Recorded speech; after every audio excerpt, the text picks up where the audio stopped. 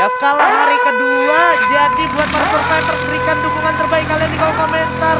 Dan jangan lupa dukung tanpa saling menjatuhkan. Ini dia ronde ke-6 kita, pesawat datang dari arah confinement menuju ke arah Mammoth Fiskaloid. Yes, ini gue prediksi RRQ bakal turun di Refinery, Dranix di command post. As always, di sini nggak ada boss Nightmare, so mereka bakalan coba untuk kirim satu orang juga buat ngintilin beberapa orang ya kan.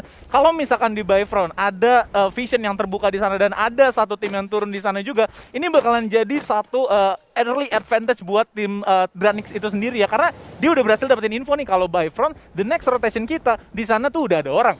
Wah, dan kalau kita bicara kalah hari lagi, kembali di sini ada GGWP dan Kings yang ingin mengulang perangnya di kalah hari pertama, di mana dia bertemu di area Mammoth dan ini terulang, tapi posisinya agak sedikit dibalik. GGWP yang ada di area bawah, terus Kings yang ada di area atas nih. Iya, dan untuk kalah hari ini nggak ada perang-perang lagi di Stone Ridge. Untuk di match day kalau nggak salah ya, match day kemarin itu perang 2 kali dari Aura sama DG. Lalu Stone Ridge. Tapi auranya sedikit menurunkan tempo karena dia sadar nggak selalu selamanya harus ditabrak, nggak selalu selamanya harus dikontes. Apalagi ini fase liga ya Bang Fals ya. Bosen gue sih kayak ngeliatnya di minor juga mereka tabrak-tabrakan Bermuda Mill. Iya. Di kalah hari Stone Ridge. Nggak ada bisa. Nggak ada saatnya lu boleh pakai taktik-taktik, strategi-strategi lu yang lain yang mungkin aja bisa lebih worth gitu ya. Yes, benar. Dan akhirnya Kings di sini memutuskan untuk nggak ngeladenin fight-nya ya. Bener. Dia coba untuk ambil decision making sewise mungkin atau sebijaksana mungkin, karena kita tadi di map kelima udah on fire loh. Masa kita di sini buat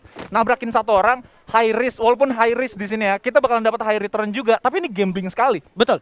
Karena kita nggak dapetin kompon sama sekali gitu. Dan untuk dari segi lootingannya, kita kalau bisa ngamanin beberapa bukit di sana, ada rumah juga, ada lootingan juga, walaupun emang low tier loot, kita at least dapetin satu senjata lah. Nah, tapi yang harus dikonsen selanjutnya, kalau kita berbicara Mammoth, lu harus sangat-sangat berwaspada sama orang-orang yang datang dari area desap. Desap ya, bener. Kita harus ingat dari segi lootingan desap lebih menguntungkan ketimbang Mammoth. Yes. Dari segi cara ambil lootingnya juga di Mammoth tuh saling berjauhan juga dan ada jarak, dan ketika lu lagi berjarak kayak gitu itu bisa dimanfaatin sama orang-orang yang datang dari desap. Bener, open field banget ya. Bener. Dari jarak antara desap ke Mammoth itu sendiri. Dan lu tahu nggak sih di sini Red Bull Rebellion di mana mereka tuh biasanya turun di area confinement. Sekarang di hari ini karena memang mereka itu satu pot ya saat hari ini bersama tim dari Rosugo yang itu memang mereka sama turunnya, jadi mereka ngalah karena di sini nggak ada BTR juga. Ya udah, gue turun di area desap juga blue zone. Ini dia, ternyata ada First Riders yang sepertinya lebih dulu langsung merasakan peluru panas dari Evo Street, di mana Evo Street langsung coba nembak ke arah Kapten Darkol, tapi di bawah udah ada Soldier juga yang mengaktifkan Chrono dan juga Ombak bersiap bakal coba langsung dilemparkan aja frag grenade, tapi tidak berhasil meledakkan siapapun dari para pemain First Rider. Sementara itu ada lagi Chrono yang diaktifkan oleh Mr. 05 sejak posisi, tapi Souza itu dia, ada peluru panas yang datang langsung sangat cepat dari Street, berhasil mendapatkan satu orang. Di sisi lain juga pada retum oleh seorang Adam, bakal coba langsung tembakin aja Souza. Cukup sekarang juga Ombak menjadi target berikutnya, kekejaman dari EVOS 2 lawan 4 di sini. EVOS berkat bantuan yang sangat baik juga dari jarak jauh. Teman-teman dari EVOS mencoba menyiasati gimana cara melawan para pemain dari First Riders yang datang. Langsung di firing aja. Coba strafing banget dari Street juga dengan MP5-nya, loncat lagi dikit. Dapetin satu orang, ada Kenzo. Coba join the party. Loncat. Menyisakan satu orang lagi di sini harusnya dari First Riders. Iya, menyisakan Scoopers. Scooper apakah bakal selamat? Scoopers gulung dulu. Mana sempat keburu terus. Ada double barrel. Oh my god, itu dia Bang Manai. Itu apa? Itu headshot Bang Manai. 2 orang dari tim EVOS bisa nahan 4 pemain dari tim First Rider. Wah. That's incredible kalau menurut gue, Ji. Dan apalagi ya, 2 follow up dari tim EVOS, 2 orang terakhir dari Sam 13 dan juga Kenzo kalau nggak salah tadi. Mereka coba untuk maju duluan, udah enak banget pastinya. Dan ternyata ada fight lagi dari GGWP dan juga tim Red Bull Rebellion. Ini dia yang seperti kita prediksi sebelumnya, di mana Siro bakal datang mendapatkan Mr. Ari, bakal coba langsung nembak sedikit, Ucok mundur dulu ke belakang, cukup sulit posisinya, coba gocek kiri kanan dan juga sudah mulai kebingungan di mana musuh selanjutnya karena ada Siro yang siap menataki habis para pemain dari GGWP, menyisakan Meron saja. Dead end sepertinya di sini untuk GGWP dan Kings sepertinya bakal coba diuntungin, tapi tidak sampai situ karena ada Land of God yang siap datang menjadi peran antagonis. Langsung coba datang, langsung siap jump shot, ada Chrono diaktifkan, Beyond dapat seorang Siro Jato, sang Raster coba tembak balik. Masih ada Kelvin juga yang harus bakal jatuh begitu ya. Dua orang udah jatuh Red Bull Rebellion, tapi masih ada Lord juga siap membackup seorang Beyond. Masih ada Rule God juga. Hansu mungkin bisa jatuh, tak tertolong, tapi masih ada Rule God yang melihat Mr. Home yang udah cukup sekarat, dan akhirnya Mr. Home pun harus tumbang, dipulangkan di posisi ke-11. Akhirnya momentum ini dikuasai dan diuntungkan untuk Kings Esports. Iya, tadi pada saat di map yang keempat IOG bisa jadi orang yang ketiga, dan sekarang mereka bisa jadi orang yang ketiga lagi, Ji. Dan kalau misalkan gue lihat ya, mereka tuh move dari arah tulang-tulang itu udah enak banget, karena memang dari jalan raya Mammoth itu sendiri ada tim GGWP, jadi mereka nggak mau ambil resiko yang besar. Kalau misalkan kita bisa ngehajar beberapa tim Red Bull Rebellion di sini, kita berhasil resikonya, kita hajar aja. Dan ternyata ada Dranix lagi fight sama Rosugo. Oke, bakal coba langsung lempar aja frag grenade yang datang, coba langsung strap begitu ya Von, tapi dengan satu vektornya cukup taktis mendapatkan seorang mau. Langsung dibuka glow pertahanan diri, Arulnya bakal jatuh, coba langsung diajar oleh Von dari samping, ada Kapten Hayabusa bersiap untuk menghajar dan membredeli. Para pemain dari Dranix menyisakan Borgay aja, membuka Borgay selamat, masih ada satu Chrono, tapi satu lawan satu secara kadang bersama Ubeus berhasil melantakan Dranix dan tak kehilangan satu player pun, Rosugo Veda. Gokil sih, itu udah enak banget ya mereka dari tim Rosugo Veda, karena memang mereka berhasil nge-pick off satu orang secara cepat, funneling mereka untuk nge-clear satu orang dulu atau nge-pick off satu orang dulu. Itu adalah salah satu decision making yang sangat matang sekali dari tim Rosugo. Kalau misalkan kita udah berhasil dapetin satu, udah nggak usah di end, kita udah tinggal ambil 3 pemain sisanya aja, karena kita masih ada 4 orang lagi yang tersisa. Dan apalagi dia hampir aja knock 2 orang dan hampir di finish juga dari tim Rosugo, tapi itu nggak terjadi. Itu nggak terjadi. Wow, what interesting game. Dimana kalau kita perhatikan juga langsung ada datang lagi tim baru, yaitu Adriel dengan Woodpecker. Oh, udah ada Chrono diaktifkan juga, coba menolong kawannya Von. Tapi di sisi lain ternyata Adam berhasil natakin seorang Faiz X8 dengan Paraval. Berhasil tertolong juga seorang Faiz, dan udah mulai merapatkan barisan permain dari RSG atau Rosugo Veda. Dan juga DG sepertinya bakalan coba nge-scout dulu dari arah kejauhan sambil menarik diri, karena memang dirasa-rasa tidak terlalu wise ketika lu melakukan upaya rush di area open field seperti itu, Pak. Betul, itu jaraknya lumayan jauh juga ya, Ji ya. Dan kalau misalkan kita lihat dari arah tim DG, tadi mereka kayaknya udah melihat dari minimap mereka bahwa ada merah-merah, ada tim fight. Suara juga pastinya bakalan bising sekali di mapnya tim DG. Dan gue ngelihat mereka tuh decision making untuk masuk ke dalam tim fight tersebut menjadi orang ketiga itu lumayan telat, karena memang fight yang dimiliki sama tim Rosugo Dranix ini cepet banget end-nya. Yes. Dan kalau kita kilas balik ke belakang ke area Mammoth ya, ini gue masih pengen buat bahas karena ini legit banget. Tadi kita sempat predik bakal ada nanti Red Bull Rebellion yang datang dari arah The Sub, ya kan? Dan itu terjadi. Dan yang nggak gue bayangin selanjutnya adalah Island of God yang datang dari arah The Maze. Wow. Itu bakal jadi satu pelajaran yang cukup berharga menurut gue untuk GGWP dan juga Kings. Dan Kings gue rasa sangat berterima kasih dengan move-nya yang udah bener. Yes, benar, dia wise banget ya. Memang udah sisa kalau nggak salah 2 orang ya, karena tadi Red Bull Rebellion berhasil dapetin pick off-nya. Dan sayang sekali untuk tim GGWP mereka harus kehilangan 2 lagi, dan ternyata IOG dan juga GGWP bakalan bertemu saat ini, Ji. Tetap dicari sisa playernya di mana oleh Island of God, karena Island of God masih merasakan kenjanggalan di mana sisa satu orang lagi yang tadi sempat menghilang dari map atau dari vision mereka. Dan Circle sekarang boleh gue bilang cukup berpihak kepada pemain dari DG Esports dan juga Rosugo Veda, Fiskaloid. Yes, dan ini nggak enak banget sebenarnya posisinya untuk tim RRQ, di mana mereka itu lagi diapit sama tim dari atas itu, di sana ada Evos, dan untuk yang di bawahnya lagi tadi saya lupa ada siapa. Tapi ini benar-benar susah banget dari tim RRQ, dan bagusnya dari segi tempat kompon itu ngedukung banget. Di sini banyak panggung dari Refinery, jadi mereka bisa amanin higher ground-nya. Kita berhasil dapetin advantage dari vision, kita juga berhasil dapetin advantage dari segi headshot chance. Jadi itu bakalan salah satu advantage yang paling besar kita punya. Dan kalau kita bicara standing ronde kelima, ini ada Dranix Esports yang udah lagi kukuh banget di atas 82 poin, sementara pot lanjutnya itu ada RRQ Hades yang masih baru 39 poin. 39. Ini jauh banget karena di posisi 2, 3, 4, 5-nya itu dari pot C, Pak. Pot C, betul. Jadi ini gap poin antara Dranix ke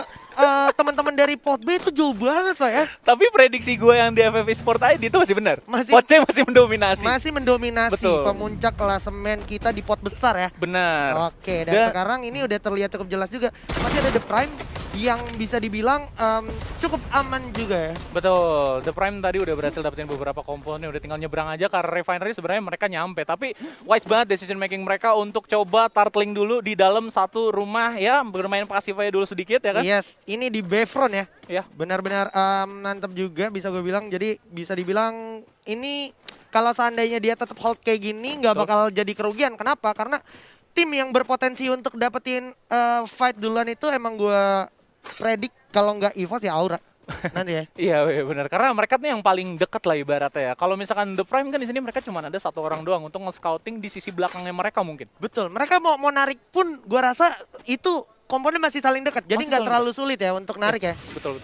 Dan ini fight besar bakal terjadi mungkin. Dan Kezel sendirian di tower, kalau menurut gua nggak masalah sih. Oh, dan ternyata ini kalau boleh gue bilang malah justru udah berbalik posisinya yang tadi di mana The Prime itu ada di area Bayfront, dia malah pindah ke arah dekat command post ya Pak ya? Iya, masalahnya gini Ji, kalau misalkan EVOS itu bakalan buka tembakan ke arah Kezel, didengar sama tim Aura ngenotis hal tersebut dan bakalan fight, dan ternyata bener.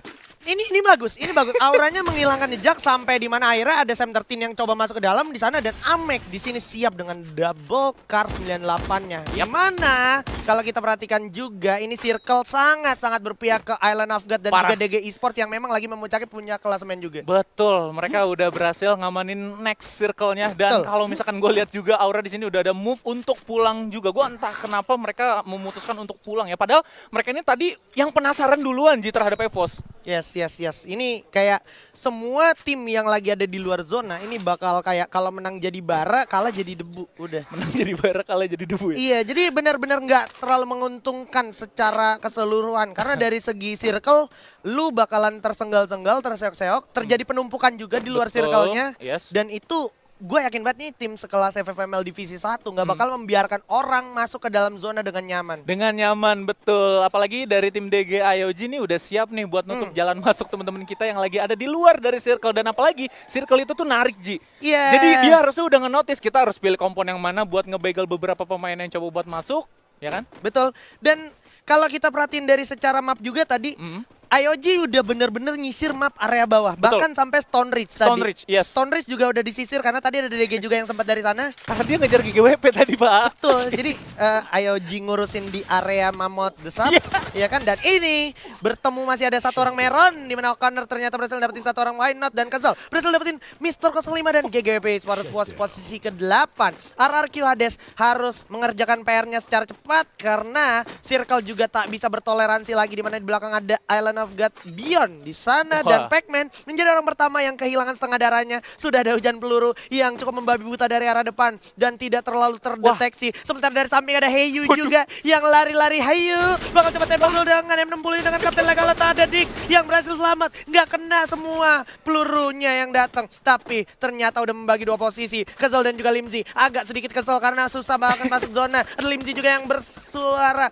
untuk masuk lari ke dalam zona berikutnya, tapi Abah selain berhasil dapetin Connor, bakal coba ditolong dulu harusnya Connor, bakal lari dulu ke depan, dan ternyata udah ada keluar diaktifkan. Kapten Legalan juga malah terculik begitu saja oleh The Prime yang melakukan upaya counter attack, yang mencoba masuk ke dalam zona, dan ada Azriel yang udah mendapatkan vision yang cukup nyaman Fiskaloid. Udah nyaman, apalagi dia di arah higher ground saat ini. Valens berhasil di fall sama seperti namanya. O'Connor juga masih tersisa dan masih aman untuk di revive pastinya saat ini. Untuk satu pos itu bener-bener susah banget buat masuknya dari tim RRQ, karena memang mereka jalan dari tempat yang terbuka lumayan lama. Circle udah circle keempat dan ini mau nyampe ke circle kelima.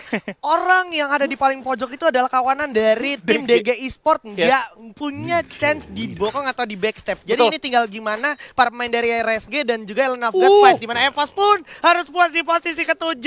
Masih ada Aura yang mindik-mindik, ternyata di depan udah ada pemain dari Ibeus, dari Rosugoveda. Terdeteksi Vader, langsung terobos aja lah, nggak pakai mikir, tapi harus jatuh terkena terjump shot begitu oleh Adam. Dan Piu Easy masih harus memikirkan gimana cara melewati Island of God di arah depan, sementara depan Adam pun harus jatuh begitu saja, dijatuhkan oleh Lord, menjadi bulan-bulanan warga. Amek berhasil dapetin Ibeu, buka glue dulu dikit Piu, maju masuk ke dalam satu kompon, dan dua kali akan habis. Rosugoveda harus posisi ke-6, ada Amek juga berhasil dapetin satu dengan satu baretanya. Gas juga cukup kebingungan karena di atas genteng udah susah banget di luar zona juga. Kejam banget di sini Barret dan seorang Lord sudah bakal menjadi panen pundi-pundi point kill untuk teman-teman Island of God sekali lagi. Dan masih ada Piu Easy dan juga Amek yang tersisa dari Aura Esports, dan ternyata Circle memaksa semua tim untuk masuk gerak ke arah open field Fiskaloid. Oke, ini dia Circle dari tim Dunia Games. Bentar lagi bakalan terbuka nih chance tim Dunia Games untuk keluar dari kandangnya mereka. Ini dia The Beast yang ada di arah higher ground, bakalan coba buat dibuka apakah terus tembakannya tapping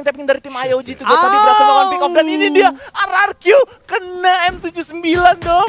Dari seorang Limji, satu peluru langsung meratakan satu tim RRQ Hades. Dan juga Rugut harus bertemu dua orang sekarang dari Aurel langsung kena begitu aja. Ada Ameng dengan satu double vector, tapi dibalas oleh Bion. Jatuh juga Bionnya malah, masih ada PWZ. Coba gocek-gocek dulu, melawan seorang Lord dan langsung bertatakin habis. Udah jatuh juga, tapi ini cukup. Aura harus posisi keempat, masuk top 3 dan masuk top 3 juga. L6 dan menyisakan 2, DG dan juga The Prime. However, The Prime doing your best. Masih gulung dulu medical kita, Dix di sepersisa darahnya. Ada 3 orang sekaligus. Jafra menjadi sharpshooter seperti biasa. Coba terobos aja menjadi Vin Diesel. Coba taruh dulu sedikit. Jump begitu saja, dan ini adalah Buya untuk DG. Awal dan penutup game dibungkus sama DG Esports. Luar biasa. Gokil, DG berhasil dapetin tempo permainannya lagi-lagi ya. Ini sama seperti matchday yang kedua, di mana Kalahari ditutup lagi oleh buyahnya tim DG ya. Gila, tadi awal bermuda DG. Betul. Ya kan? Sekarang di game ke-6 ditutup sama DG. DG. Wah.